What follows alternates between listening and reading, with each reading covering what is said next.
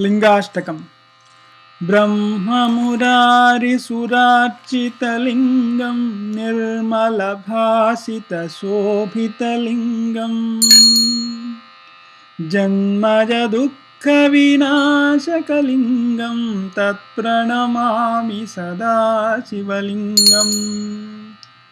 देवमुनिप्रवरार्चितलिङ्गं कामदहनकरुणाकरलिङ्गम्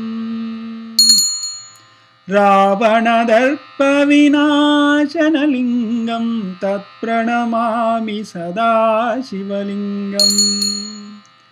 सर्वसुगन्धसुलेपितलिङ्गं बुद्धिविवर्धनकारणलिङ्गम्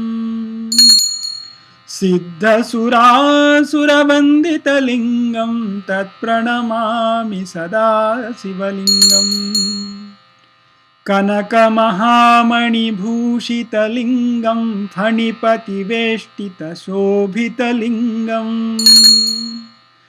दक्षसुयज्ञविनाशनलिङ्गं तत्प्रणमामि सदा शिवलिङ्गम्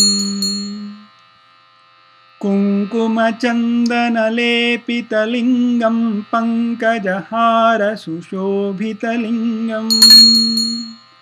सञ्चितपापविनाशनलिङ्गं तत्प्रणमामि सदा शिवलिङ्गम्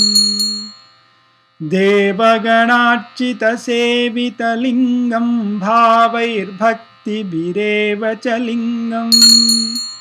दिनकरकोटिप्रभाकरलिङ्गं तत्प्रणमामि सदा शिवलिङ्गम् अष्टदलोपरिवेष्टितलिङ्गं सर्वसमुद्भवकारणलिङ्गम् अष्टदरिद्रविनाशनलिङ्गं तत्प्रणमामि सदा शिवलिङ्गम् सुरगुरुसुरवरपूजितलिङ्गं सुरवनपुष्पसदार्चितलिङ्गम्